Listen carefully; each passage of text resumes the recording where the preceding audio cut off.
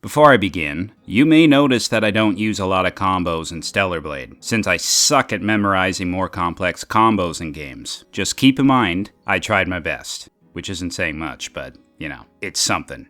With that being said, after all the build-up towards the game's release, Stellar Blade definitely met my expectations once it launched, as in, it's a really good game.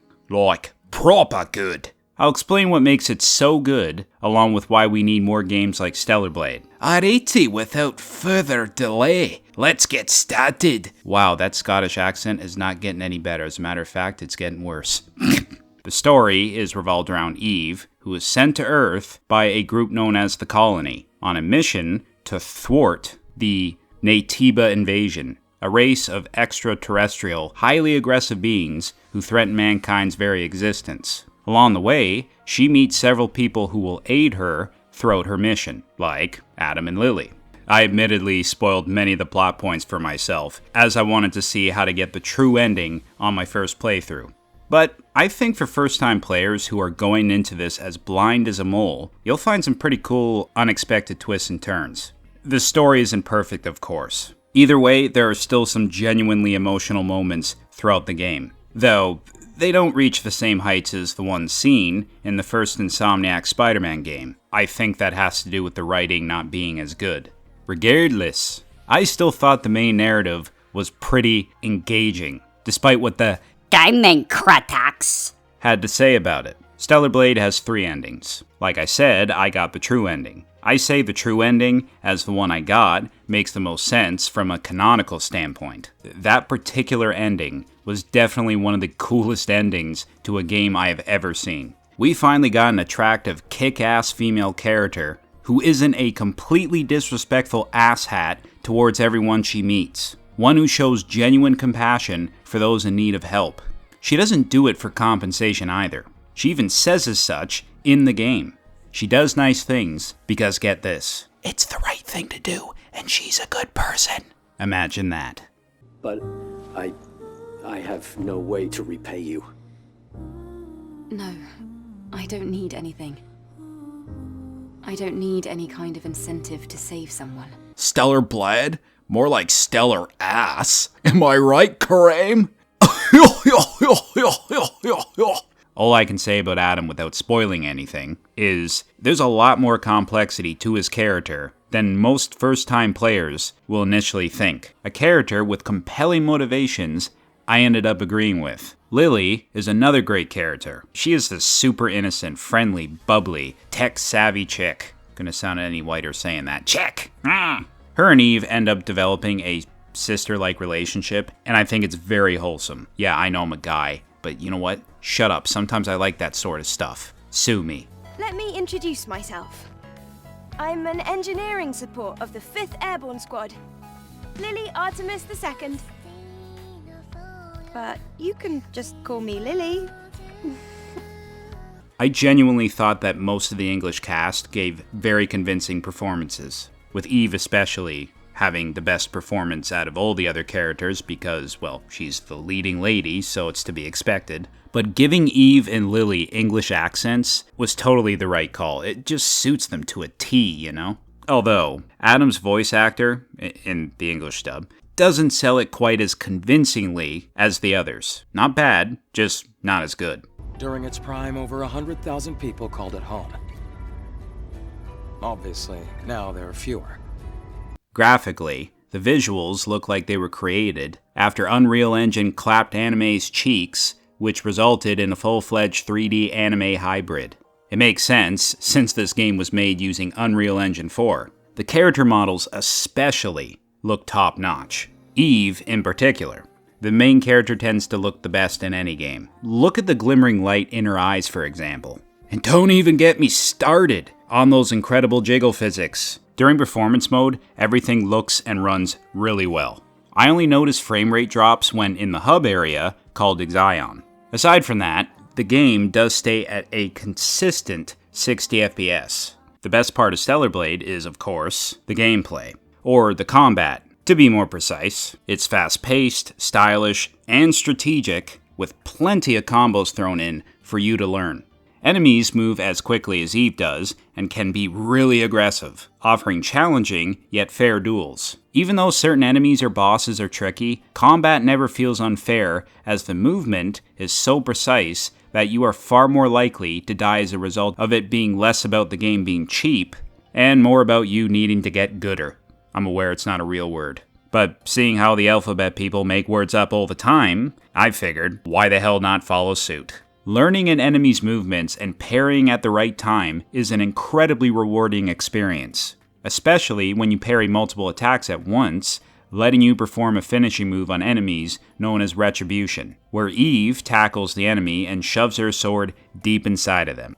You can perform this move on bosses as well. However, unlike regular enemies, it won't obviously kill them in one shot. And of course, there are other really cool abilities when it comes to combat, such as Blink and Repulse. When the enemy flashes blue, you have to wait until you flash blue, and then you can teleport behind them at the last second and slash them right in the ass. And then with Repulse, the enemy flashes purple, and then you flash purple, and then that's when you can backflip kick them. And then once you backflip kick them, they have this yellow growth thing that becomes exposed, and then you're able to shoot the shit out of it and take off a massive chunk of their health. Blink and Repulse are just super de-duper satisfying moves to pull off, especially once you really get the hang of it. The further you progress through the game, the tougher enemy encounters will become. Luckily, there are plenty of means to even the odds with your opponent, such as Hollow Knight-like perks, and new moves, including powerful abilities known as beta and burst skills. Or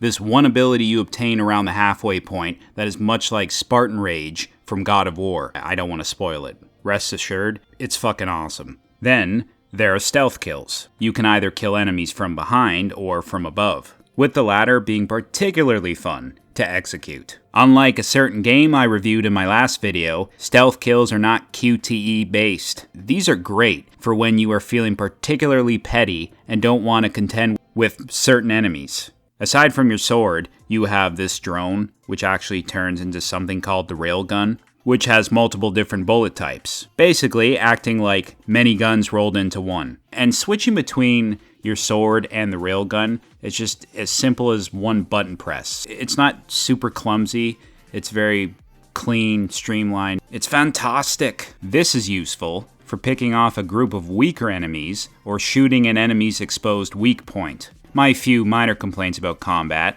are that there are only 2 weapons throughout the entire game that you can obtain, excluding the various types of grenades you can get. There was a moment in the game where I thought Eve would have 2 swords after taking this particular one from the boss. But nope, she returned that fucker to sender. Kinda felt like a Blue Balls moment, if I'll be honest. Hopefully in the sequel, they will have more weapon types. Double the swords, double the penetration. My other complaint about combat being the camera, as it can sometimes be a proper dickhead and not move in the desired direction. This happened to me a couple times during boss fights. Namely, the final boss. Not a good idea. When the boss you're fighting hits like an 18-wheeler truck piled on top of another 18-wheeler truck. The boss fights are the highlight of combat, as they make for epic, dynamic, challenging fights. Unless you're lucky, chances are you'll have to die a few times before you figure out the boss's moveset and finally make them your bitch. It is such a good feeling to overcome a challenge that you initially thought was too hard or impossible. One of the best feelings in the world is when you end up beating a boss with barely any health left. Euphoria at its finest. The finishers you pull off on bosses are incredibly brutal and satisfying, acting as the perfect reward for defeating a boss.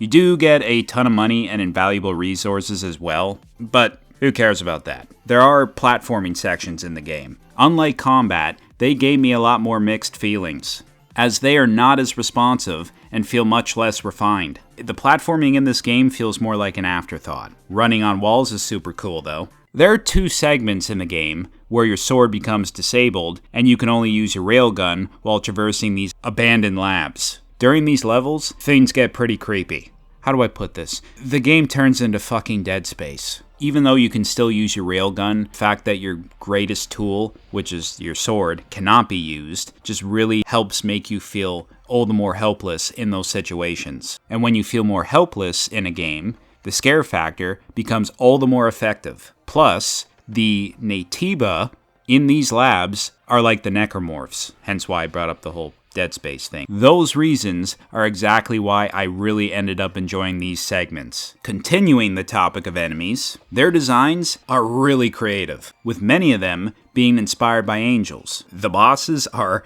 especially well designed, such as the hulking gorilla-esque Gygus, with a gigantic angelic face-covered donut attached to the top of its head. The grotesque, pure nightmare fuel-inducing Demogorgon, with an appearance that is heavily based on biblically accurate angels known as the Sephirim. Or, my personal favorite, the unidentified Alpha Naytiba with its raven-like themes. Seriously, skill up.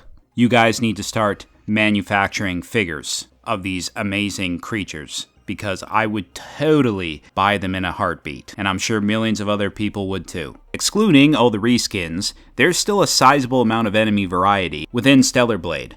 So much so, you will be encountering new foes right up until the end of the game. There are 3 types of maps you will explore in the game. First are the semi-open world maps, of which there are 2.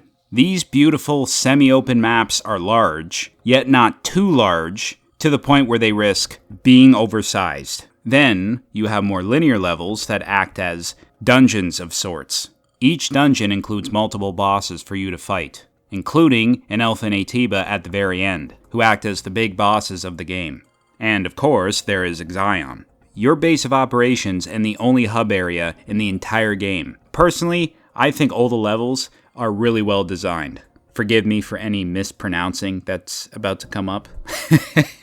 Whether it's the once thriving city, 807, that has long since been claimed by vegetation, the Great Desert with its decaying buildings, highways, and giant lake filled with fish, or Ixion with its cyberpunk themes. As you progress through the game, there are some areas that lean more into the creatively freaky side. The final dungeon in particular really took me by surprise. One of my complaints about the linear dungeon-like levels is a lack of minimap. On the bright side, whether it's the semi-open world maps or the linear dungeon maps, the game has a ton of camps scattered throughout, with some of them acting as fast travel points. Here, you can rest, buy new equipment, upgrade your gear, or sit on the chair and chillax as you listen to one of the game's super relaxing tunes.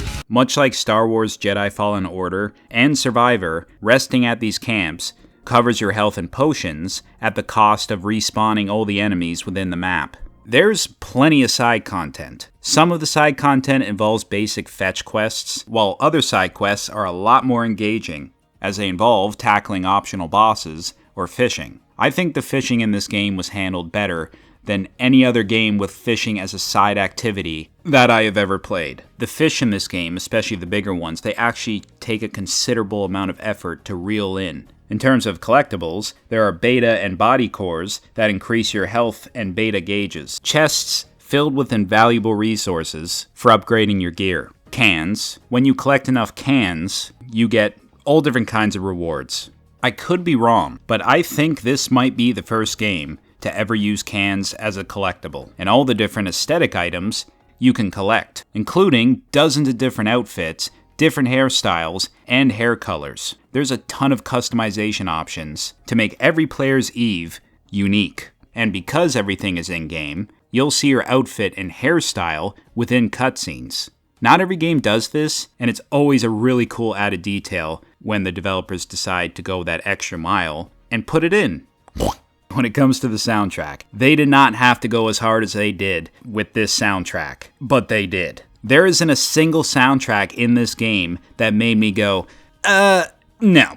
all the soundtracks sound like they come from the early to mid 2000s, but they all have these really interesting tonal shifts. Like one moment it'll sound like it comes from a really cool, epic, grand RPG. The next moment it'll sound like it was ripped straight out of Kinetica. Yeah, that futuristic racing game where most of the racers were practically naked women. Not that I was ever complaining about that. And then the next moment, the music just shifts into this rock music that goes in line with these really fast-paced boss fights.